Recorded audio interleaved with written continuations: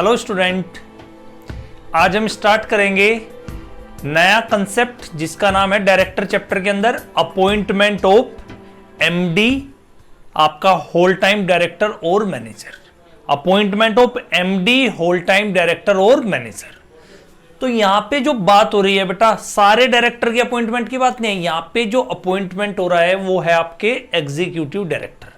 मैंने स्टार्टिंग में आपको बताया था कि जो आपका बोर्ड होता है, बोर्ड का जो कंपोजिशन होता है उसमें कुछ एग्जीक्यूटिव डायरेक्टर होते हैं, कुछ नॉन एग्जीक्यूटिव डायरेक्टर होते हैं। तो आज जो मैं आपको अपॉइंटमेंट बताने जा रहा हूं वो नॉन एग्जीक्यूटिव डायरेक्टर के एंगल से नहीं बता रहा हूं बच्चों, वो सिर्फ आपको किसको कवर कर रहा हूं, एग्जीक्यूटिव डायरेक्टर। और एग्जीक्यूटिव डायरेक्टर में आपके कौन से आ रहे हैं यहां पे, एमडी, होल टाइम डायरेक्टर और मैनेजर।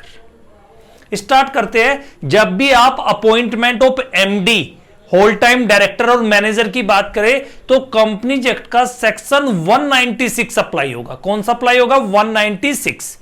Read with schedule 5। आपको शेड्यूल 5 का पार्ट 1 भी कंप्लाई करना है। तो कभी भी कोई आपसे पूछे कि जो एमडी का अपॉइंटमेंट होता है या मैं कहूं होल टाइम डायरेक्टर का और मैनेजर का कौन कौन से प्रोविजन कंप्लाई करने पड़ेंगे, तो सेक्शन 196 भी कंप्लाई करना है आपको। Read with schedule 5 part 1। ये शेड्यूल 5 बेटा याद रखना, पूरे कंपनी एक्ट में टोटल 7 शेड्यूल है और शेड्यूल 5 किसकी बात करता है, अपॉइंटमेंट एंड रेम्युनरेशन। अभी रेम्युनरेशन हमारा नेक्स्ट टॉपिक होगा, अभी बस आपको इतना याद रखना है, शेड्यूल 5 पार्ट 1। स्टार्ट करते हैं।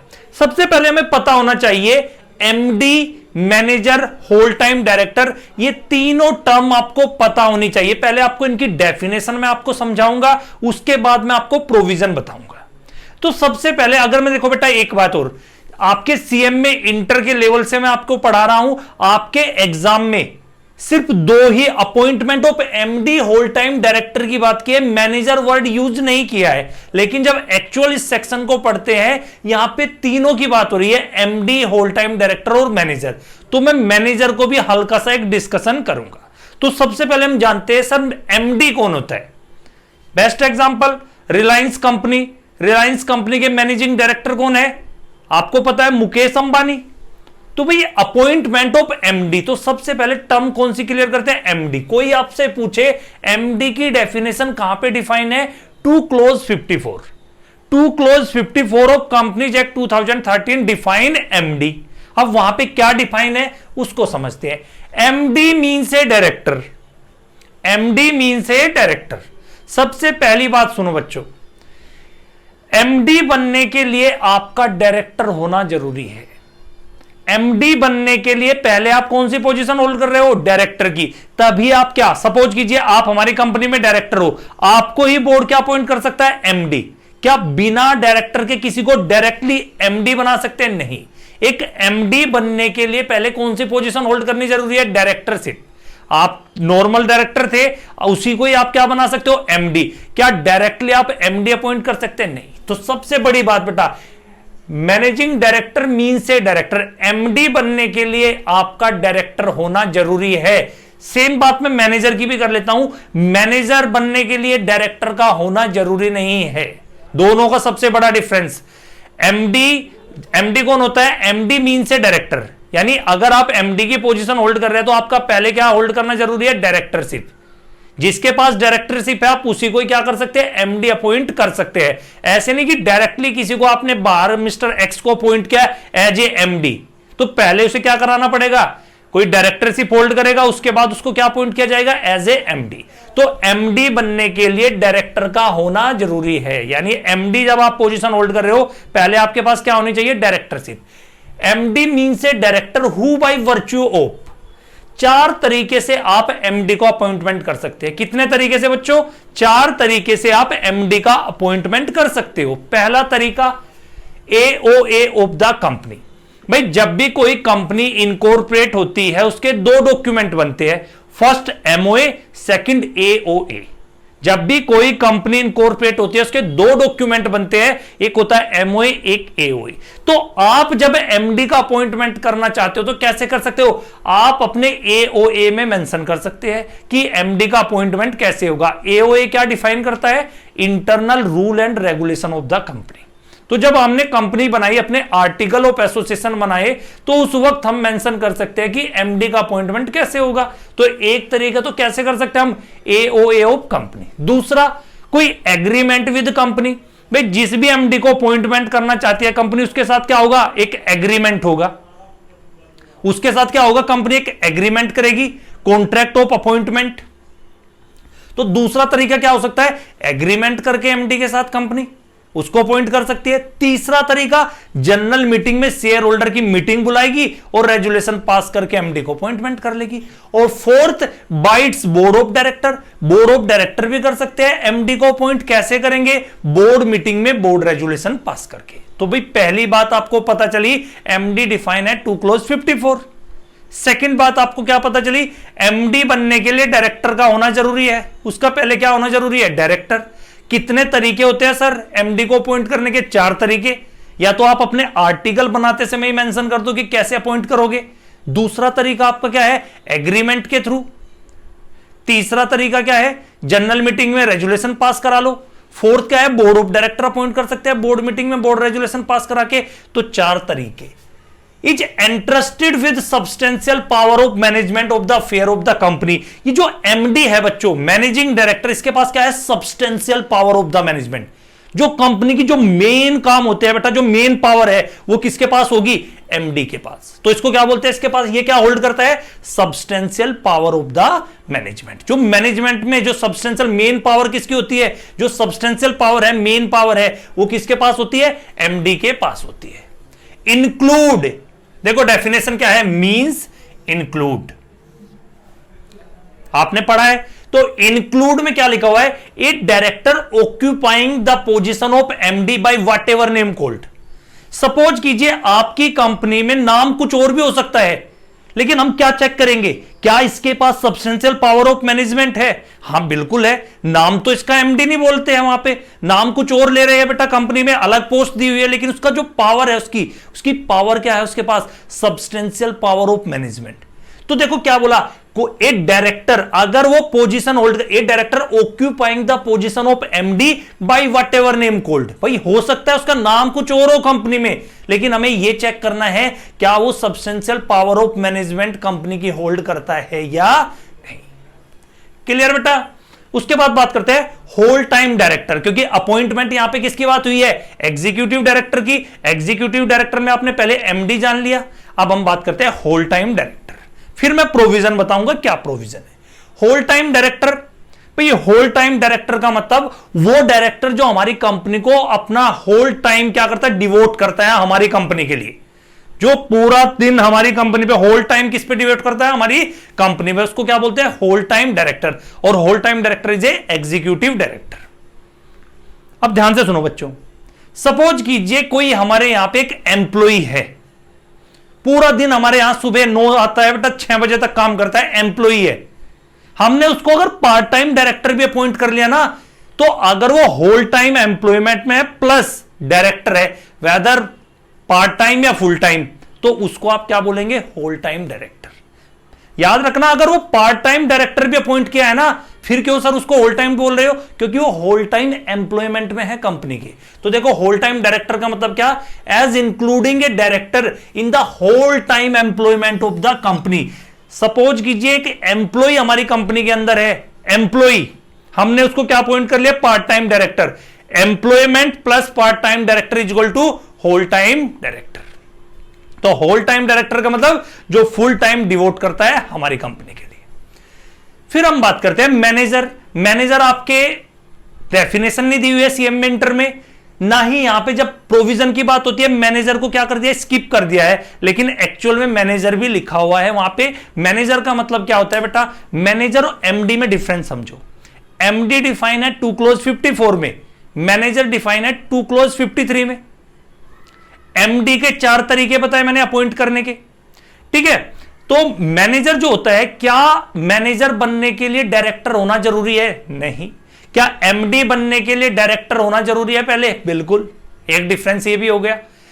दिक्कत क्या है बेटा, यहां पे जो एमडी और मैनेजर का जब डिफरेंस करते हो, तो कई बार क्या होता है, आपको ध्यान से समझना। मैनेजर कौन होता है, मैनेजर वो इंडिविजुअल है, इंडिविजुअल जो क्या करता है, ये भी substantial power of management hold करता है, या तो होली, या तो देखो इसके पास क्या है बेटा, होल पावर इसके पास है, या सब्सटेंशियली द होल पावर, या तो पूरी 100% इसकी पावर है, लेकिन सब्जेक्ट टू, किसको ध्यान में रखते हैं, इसको कंट्रोल सुपरिंटेंडेंस जो भी है वो किसकी है, उसमें करते हुए बोर्ड ऑफ डायरेक्टर। तो यहां पे अगर मैं मैनेजर की बात करूं और अगर मैं एमडी की बात करूं, दोनों ही पोस्ट क्या होती है बेटा, आपस में जब इनकी डेफिनेशन पढ़ोगे कॉन्ट्राडिक्ट है। सर कैसे कॉन्ट्राडिक्ट है भाई, जब आप एमडी की डेफिनेशन पढ़ोगे मैनेजर की, एक क्वेश्चन आता है दोनों में बड़ी पोस्ट कौन सी है, तो ये आपके लिए क्वेश्चन है मेरा, एमडी बड़ा होता है या मैनेजर। जब आप उसकी ध्यान से डेफिनेशन पढ़ोगे आपको पता चलेगा मैनेजर क्या है, मैनेजर की बड़ी पोस्ट है जब डेफिनेशन के अकॉर्डिंग, क्योंकि मैनेजर में क्या वर्ड लिखा है, होल और सब्सटेंशियली होल। यहां पे तो क्या बोला है, substantial power of management, main power किसकी है, एमडी की, वहां पे लिखा होल पावर, यानी होल ज्यादा बड़ी बात होगी बेटा, होल का मतलब सारी पावर। तो दोनों की जब पावर की बात करें आपस में कॉन्ट्राडिक्शन है, ये तो वही बात होगी, एक बंदे की 90% पावर है कि 100% है, अगर वो दोनों बंदे हमारी कंपनी में रहेंगे तो कॉन्ट्राडिक्शन होगा, वो कहेगा मेरी 100% पावर है, वो कहेगा मेरी भी तो 90% पावर है। तो इसलिए मैं आपको एक बात समझाता हूं, किसी भी कंपनी में ध्यान से समझना, किसी भी कंपनी में एमडी और मैनेजर एक साथ नहीं हो सकते, या तो उस कंपनी में क्या होगा, एमडी होगा, या उस कंपनी में क्या होगा बच्चों, मैनेजर होगा। तो जब आप इनकी डेफिनेशन पढ़ोगे, उस डेफिनेशन में बेटा ध्यान से समझना, अगर आप ध्यान से डेफिनेशन पढ़ोगे तो आपको समझ आएगा कि मैनेजर का जो स्कोप है, मैनेजर की जो पावर है वो ज्यादा है। लेकिन एक यहां पे जब आप 196 सेक्शन पढ़ोगे तब आपको एकदम क्लियर हो जाएगा, या तो किसी कंपनी में एमडी होगा या मैनेजर होगा, एक साथ दोनों अपॉइंट नहीं हो सकते। तो भाई आज हमें पढ़ना क्या है, appointment of MD, whole time director और मैनेजर, तीनों टर्म को हमने डिस्कशन किया। 2 क्लोज 53 एमडी, 2 क्लोज 94 WTD और आपका 2 क्लोज 53 मैनेजर। अब हम स्टार्ट करते हैं अपॉइंटमेंट, और प्रोविजन अपॉइंटमेंट के कहां पे दे रखे हैं, तीनों के 196। स्टार्ट करते हैं 196 सबसेक्शन 1 क्या बोलता है, a company shall not appoint a MD and manager at the same time. कोई भी कंपनी क्या नहीं करेगी बेटा, एमडी और मैनेजर एक साथ कंपनी में अपॉइंट नहीं होंगे, ना तो अपॉइंट होंगे ना एम्प्लॉय करेंगे एट द सेम टाइम। या तो उस कंपनी में एमडी होगा या उस कंपनी में कौन सी पोजीशन होगी, मैनेजर। एमडी और मैनेजर एक साथ आप अपॉइंट नहीं कर सकते। क्लियर। फिर सेकंड बात आती है, सर ये जो MD, whole time director, manager है, इनका टेन्योर कितना होता है। टेन्योर की बात करता है 196 सबसेक्शन 2। तो सबसे पहले बात करते हैं, ये 196 सबसेक्शन 2 ये किसकी बात करेगा, टेन्योर। कितना टर्म होता है, कितने साल के लिए MD, manager, whole time director को आप अपॉइंट कर सकते हैं। क्या सर एमडी और मैनेजर एक साथ हो सकते हैं, बिल्कुल नहीं हो सकते। क्या सर एमडी और होल टाइम डायरेक्टर एक साथ हो सकते हैं, बिल्कुल हो सकते हैं। मैंने कहा एमडी मैनेजर एक साथ अपॉइंट नहीं हो सकते, एमडी और होल टाइम डायरेक्टर एक साथ अपॉइंट हो सकते हैं। और प्रैक्टिकली बहुत सारी कंपनी में क्या होते हैं, होल टाइम डायरेक्टर भी होते हैं और साथ में क्या होते हैं, आपके मैनेजिंग डायरेक्टर भी होते हैं। एक कंपनी, मैंने ए को हाईलाइट क्यों किया, जब आपको 196 सबसेक्शन 2 पढ़ते हैं, ये सिर्फ पब्लिक कंपनी की बात नहीं करता, ये प्राइवेट कंपनी की भी बात करता है। चाहे प्राइवेट कंपनी हो या public company, MD, whole time director, manager को 5 साल के लिए अपॉइंट कर सकती है। 5 कंजिक्यूटिव ईयरों पे टर्म, एक टर्म 5 साल का। भाई अगर आप एमडी को अपॉइंट करना चाहते हो कितने साल के लिए, 5 साल के लिए अपॉइंट कर सकते, एक टर्म उसका कितने साल के लिए होगा, 5 ईयर। तो क्या लिखा है, एक कंपनी सेल अपॉइंट और reappointed MD, whole time director, manager for a tenure of 5 year only at a time, एक बार में 5 साल। सर 5 साल कंप्लीट हो गए, क्या हम उनको रीअपॉइंट कर सकते हैं, बिल्कुल कर सकते हो आप। भैया आप रीअपॉइंट कर सकते हो, और रीअपॉइंट भी कितने साल के लिए कर सकते हो, 5 साल के लिए। फिर से आप क्या कर सकते हो, भाई 5 साल के लिए तो मैंने अपॉइंटमेंट किया, हमें उनका काम अच्छा लगा होल टाइम डायरेक्टर का, 5 साल के बाद क्या सर हम रीअपॉइंट कर सकते हैं, बिल्कुल आप रीअपॉइंट कर सकते हो। लेकिन एक प्रोवाइडेड दैट क्या बोलता है, सपोज कीजिए 5 साल आपने कंप्लीट किए, आप किसी को क्या करना चाहते हो, आपका मन है कि इसको हम दोबारा से रीअपॉइंट करेंगे। तो जब आप किसी को रीअपॉइंट करोगे MD, manager, whole time director को, तो वो आप 1 साल पहले ही रीअपॉइंट कर सकते हो। उसका नॉर्मल टेन्योर खत्म होने से 1 साल पहले रीअपॉइंट करेंगे। ये नहीं आज पहला साल उसका अपॉइंटमेंट का है, पहले ही साल के बाद क्या बोल दिया कि इसी को हम रीअपॉइंट करेंगे, ऐसा नहीं कर सकते हो। अगर आप किसी एमडी, होल टाइम डायरेक्टर या मैनेजर के काम से खुश हो और उसको फिर से क्या करना चाहते हो, रीअपॉइंट करना चाहते हो, रीअपॉइंट कीजिए, लेकिन कम से कम उसके 4 साल बीत जाने के बाद। देखो क्या लिखा है, provided that no reappointment shall be made earlier than 1 year before the expiry of his term।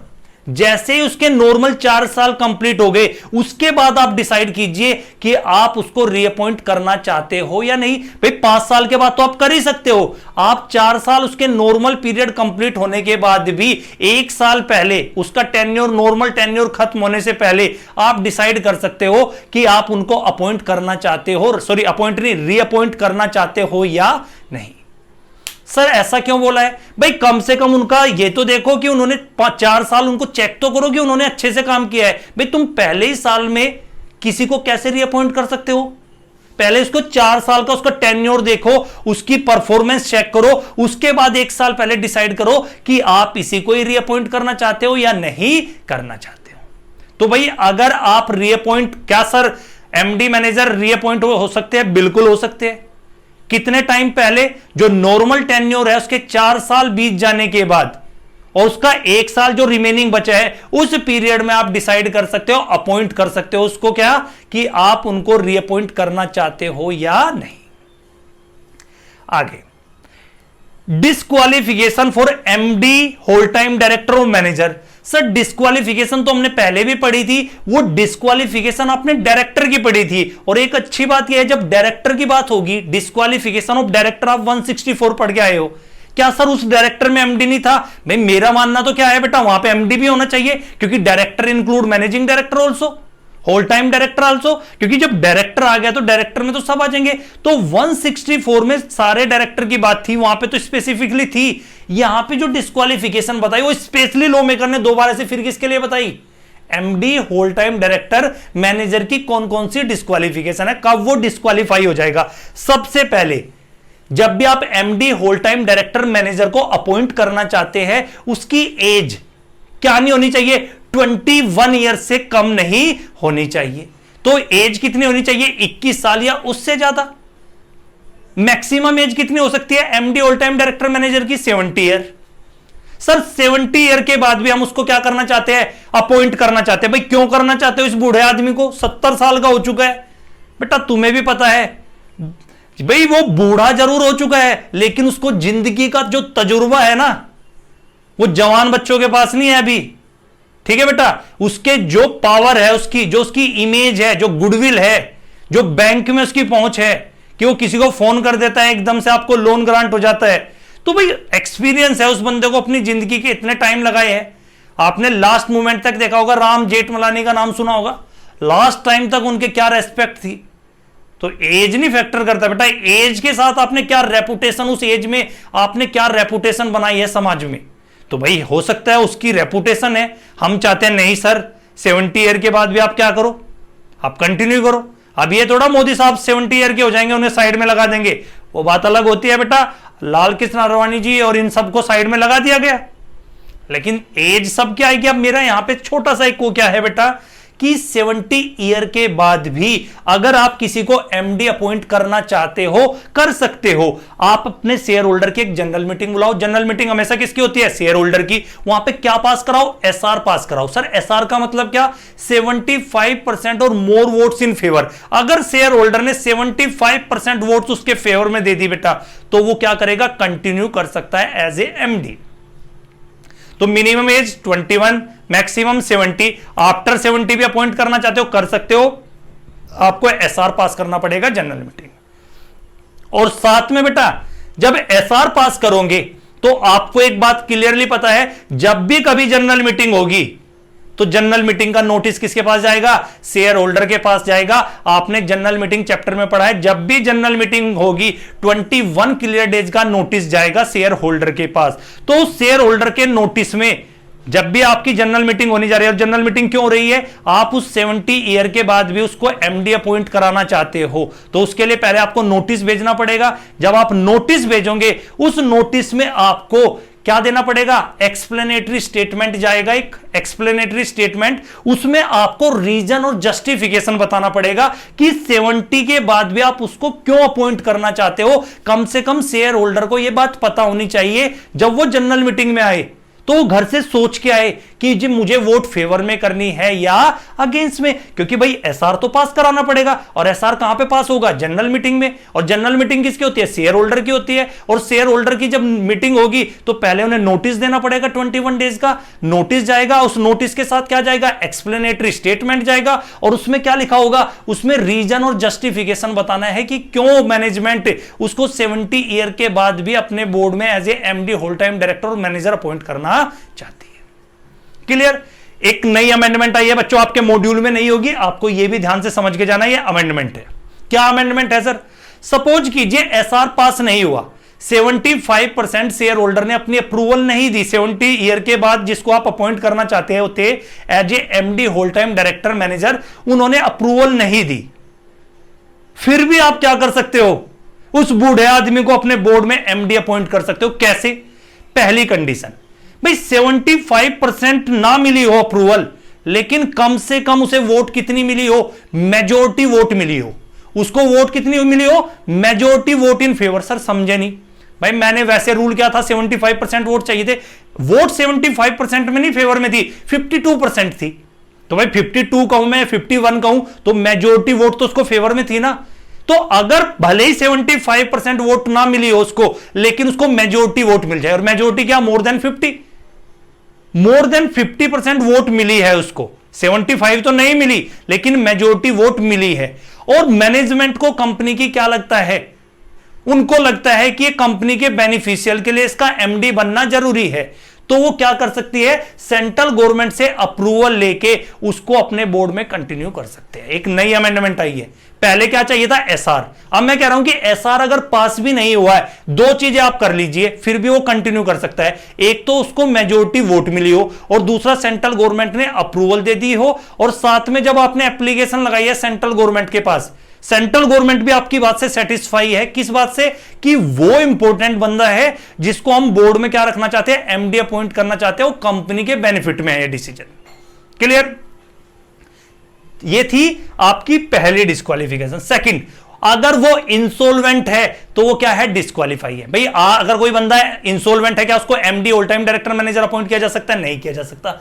अगर उसने क्रेडिटर का क्या कर दिया, पेमेंट सस्पेंड, क्रेडिटर का जो आपके क्रेडिटर है बेटा, उसका पेमेंट नहीं किया है, कोई बैंक से पैसा था, बैंक का क्या है बेटा, उसने बैंक का डिफॉल्ट कर रखा है, उसने मना कर दिया है पैसा देने से, ऐसे बंदे को क्या आप MD manager whole time director appoint कर सकते हो, नहीं। तो देखो क्या लिखा है, has any time suspended payment to creditor, creditor को पैसा देने से मना कर दिया है।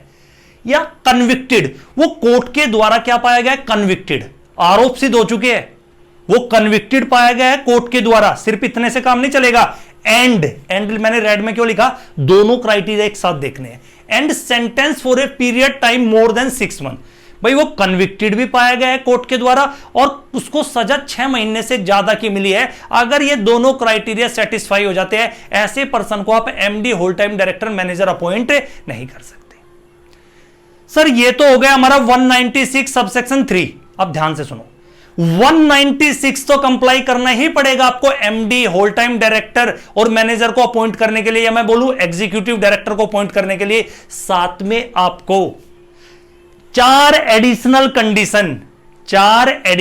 कंडीशन किसकी, शेड्यूल 5 पार्ट 1 की भी कंप्लाई करनी पड़ेगी। खाली 196 से बच्चों काम नहीं चलेगा, 4 एडिशनल कंडीशन किसकी, पहले ये 5 होती थी आपकी बुक में, वो जो 3rd कंडीशन है बेटा वो डिलीट हो चुकी है, आपके मॉड्यूल में अभी चेंज नहीं है, उसको चेंज कर देना। एक कंडीशन अगर आपको दिखे कि नहीं ये एक्स्ट्रा है, सर ने नहीं पढ़ाया, सर ने तो सही पढ़ाया है, आप अपने मॉड्यूल में सही से चेक कर लेना, एक कंडीशन आपकी डिलीट हो चुकी है जो आपके मॉड्यूल में अभी भी दिख रही है। अभी ये 4 कंडीशन आपको पढ़नी है।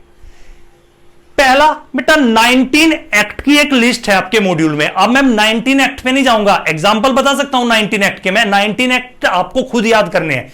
अगर 19 एक्ट दे रखे हैं पूरी एक लिस्ट, जैसे मैं बात करूं 19 एक्ट में कंपनीज एक्ट 2013, कंपनीज एक्ट 1956, आपका टैक्स में ले लो वेल्थ टैक्स, वो बात अलग है, वेल्थ टैक्स नहीं है, आपका income tax, GST, competition act, FEMA, SCRA, तो इतने सारे आपके एक्ट दे रखे हैं। और अभी 3 नए एक्ट, पहले 16 एक्ट होते थे, अब 3 नए एक्ट ऐड हो चुके हैं बच्चों, 3 नए एक्ट ऐड हो चुके हैं। आपके मॉड्यूल में अभी 16 की लिस्ट होगी, वो 3 एक्ट बेटा ध्यान से समझना। एक तो जीएसटी ऐड हुआ है उसमें 17, और 18 कौन सा था, आईबीसी, इंसॉल्वेंसी बैंक्रप्सी कोड, और 19 आया है कि कौन सा एक एक्ट हो रहा है बेटा, अभी याद नहीं आ रहा मेरे, ये माल्या के लिए बना था, वो भगोड़े के लिए बेटा कुछ था एक,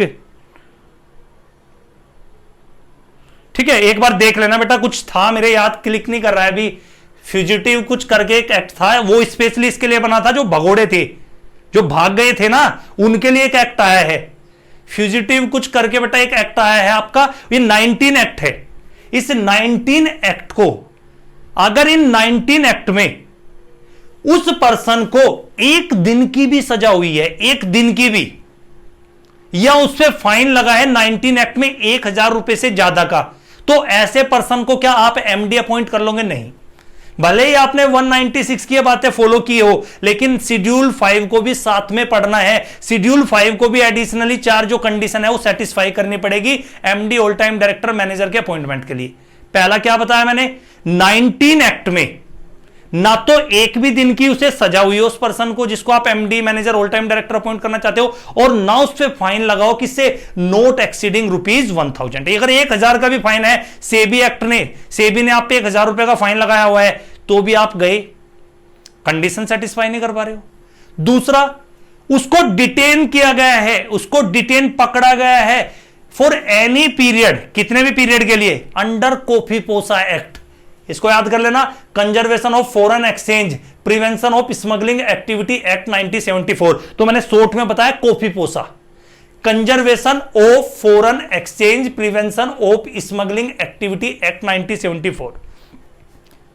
कोई फॉरेन एक्सचेंज की ये कर रहा था बेटा, क्योंकि फॉरेन एक्सचेंज भी आप एक लिमिट में होल्ड कर सकते हो, या आप किसी इसमें प्रिजर्वेशन, ये याद रखना बेटा, इसमें कोई भी स्मगलिंग एक्टिविटी में पकड़े गए हो आप, ठीक है, रिया की तरह, ठीक है, कोफीपोसा एक्ट 1974। तो अगर डिटेन किया गया है कोफीपोसा एक्ट में, तो उस पर्सन को भी क्या नहीं कर सकते आप, MD whole time director appoint नहीं कर सकते। तीसरा बेटा, अगर यहां की कंडीशन देखें और यहां की, वो दोनों कॉमन है, क्या कि 21 साल से ज्यादा का होना चाहिए, ये बात हम सेक्शन में भी पढ़ के आए हैं, और उसकी एज अभी 70 ईयर तक की हो, 70 ईयर तक अपॉइंट कर सकते हैं। अगर 70 के बाद भी करना चाहते हो तो फिर वो आप पढ़ के आए हो, एसआर पास करना पड़ेगा, एसआर पास करना पड़ेगा, सीजी की कोई अप्रूवल लेने की जरूरत नहीं है। हां, सीजी की अप्रूवल की जरूरत कब पड़ती है, जब एसआर तो पास नहीं हुआ लेकिन मेजोरिटी वोट मिली है, तो सीजी की अप्रूवल से आप क्या कर सकते हो, उसको बोर्ड में as a MD whole time director और मैनेजर अपॉइंट कर सकते हो। तो याद रखना, तीसरा पॉइंट आपका 2 बार हो रहा है, सेक्शन ने भी बात की और शेड्यूल ने भी। तीसरा, he is resident in India. तो ये 4 कंडीशन आपको, किसकी भी एडिशनल 4 कंडीशन आपको शेड्यूल 5 के पार्ट 1 की सेटिस्फाई करनी पड़ेगी। अब ये तो बेटा क्या है, इसमें तो कोई रिलैक्सेशन नहीं है। 3rd और 4th में भाई एज इतनी होनी चाहिए, 70 से ज्यादा करना चाहते हो, एसआर नहीं पास हुआ तो ओआर से भी काम चल जाएगा, प्लस सेंट्रल गवर्नमेंट की अगर अप्रूवल मिल जाए, और रेजिडेंट तो होना ही चाहिए। इन दोनों को तो कोई आप छेड़ ही नहीं सकते। लेकिन अगर ऐसा हो गया बेटा, गलती से मैं किसी एक एक्ट में 1000 रुपए का मुझ पर फाइन लग गया, या मैं 1 दिन के लिए जेल चला गया, तो भाई मैं तो डिस्क्वालीफाई हूं। फिर भी आप चाहते हो कि मुझे बोर्ड में अपॉइंट कर लिया जाए एज ए एमडी, हो जाओगे आप। 1st और 2nd केस में आप अपॉइंट हो सकते हो डिफॉल्टर होके भी। किसकी अप्रूवल, अगर शेड्यूल 5 की 1st 2nd कंडीशन सेटिस्फाई नहीं हो रही, तो फिर भी आप क्या बनना चाहते हो, एमडी, तो किसकी अप्रूवल ले लो बच्चों, सीजी अप्रूवल। अगर 1st 2nd कंडीशन सेटिस्फाई नहीं कर पा रहे, आप डिफॉल्टर हो, गलती से इतना सा नशा क्या बेटा पकड़ा गया था, मैं हल्का सा ड्रग्स ले रहा था बेटा, मैंने रिक्वेस्ट की कि क्या पूरी जिंदगी के लिए मुझे ऐसी सजा दोगे, अगर सेंट्रल गवर्नमेंट ने अप्रूवल दे दी है तो फिर वो कंटिन्यू एमडी अपॉइंट हो सकता है। वैसे तो क्या है बेटा, मना है, लेकिन मैं कह रहा हूं अगर सीजी की अप्रूवल मिल जाए फर्स्ट सेकंड थर्ड फोर्थ में तो कुछ देखना ही नहीं है। अब ये थोड़ा कि 18 साल की एज है आपकी और आप सेंट्रल गवर्नमेंट से अप्रूवल लेके एमडी अपॉइंट हो जाएंगे, नहीं, वो तो रेजिडेंट इन इंडिया तो होना चाहिए। इसमें क्या सेंट्रल गवर्नमेंट के अप्रूवल लेके बन जाओगे? सेंट्रल गवर्नमेंट के अप्रूवल दो केस में हो सकते हैं। अगर आप यहां पर डिफॉल्टर हो फिर भी आप क्या कर सकते हो, एमडी अपॉइंट हो सकते हो अगर सीजी की अप्रूवल मिल जाए। फिर हम बात करते हैं जब भी MD whole time director manager appointment होगा इनका, तो सबसे पहले board of director board meeting में अप्रूव करेंगे। शुरुआत हमेशा किससे होगी? जब भी किसी को एमडी अपॉइंट कर रहे हो होल टाइम डायरेक्टर मैनेजर, पहले अपॉइंटमेंट के लिए किसकी अप्रूवल चाहिए? बोर्ड ऑफ डायरेक्टर की। बोर्ड ऑफ डायरेक्टर अपने अप्रूवल कहां देंगे? बोर्ड मीटिंग में। बोर्ड ऑफ डायरेक्टर ने बोल दिया कि हाँ भाई इसको मिस्टर एक्स को हम एमडी बनाना चाहते हैं, खाली उससे काम नहीं चलेगा, subject to approval of shareholder. अब आपने तो अप्रूवल दे दी, उसके बाद जो भी नेक्स्ट जनरल मीटिंग होने जा रही है, मे बी एजीएम ईजीएम जो भी आ रही होगी नेक्स्ट जनरल मीटिंग, उसमें किसकी अप्रूवल लेनी पड़ेगी? शेयर होल्डर की। तो भाई जब भी कोई एमडी होल टाइम डायरेक्टर या मैनेजर का अपॉइंटमेंट होता है तो सबसे पहले अप्रूवल कौन देते हैं? Board of director. कहां पे देते हैं? बोर्ड मीटिंग में, बोर्ड रेजोल्यूशन से। उसके बाद किसकी अप्रूवल लेनी पड़ती है? जो भी नेक्स्ट जनरल मीटिंग आ रही है शेयर होल्डर की, उसमें भी अप्रूवल लेनी है। फिर हम बात करते हैं एक कंपनी सेल फाइल रिटर्न जब भी एमडी होल टाइम डायरेक्टर और मैनेजर, बच्चों एक बात ये ध्यान से समझो, एमडी होल टाइम डायरेक्टर और मैनेजर, या तो एमडी होगा या मैनेजर होगा। लॉ मेकर ने भी वर्ड देखो क्या लिखा है, और मैनेजर, या तो कंपनी एंड नहीं लिखा, एमडी और मैनेजर, या तो एमडी होगा या मैनेजर। एक कंपनी जब भी कोई एमडी अपॉइंट किया, ये सपोज कीजिए एमडी नहीं, हमारी कंपनी में क्या है? मैनेजर या होल टाइम डायरेक्टर, तो विद इन 60 डेज जब भी इनको अपॉइंटमेंट होगा तो इनकी एक रिटर्न फाइल होगी किसके पास? आरओसी। कौन से फॉर्म में? MR1।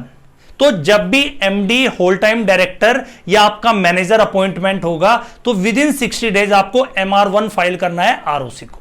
तो कंपनी सेल फाइल है रिटर्न, क्या फाइल करेगी? एक रिटर्न फाइल करेगी। कौन से फॉर्म में? MR1। MR1 का मतलब क्या होता है बेटा? यहां पे चैप्टर का नाम पढ़ोगे आप फाइनल में, managerial remuneration. Last subsection 196 subsection 5।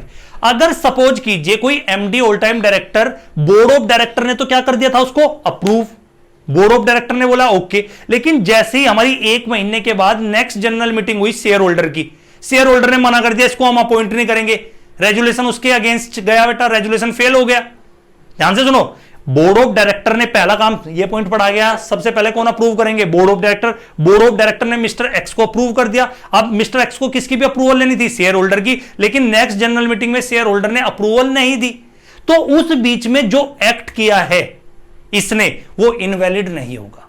भाई जिस दिन डायरेक्टर ने अप्रूव किया बोर्ड मीटिंग में और आपकी 1 महीने के बाद नेक्स्ट जनरल मीटिंग हुई, नेक्स्ट मीटिंग में क्या हो गया? उसको अप्रूव नहीं किया गया, तो इस बीच में जो उसने एक्ट किया है उसे डीम्ड क्या नहीं माना जाएगा? इनवैलिड नहीं माना जाएगा।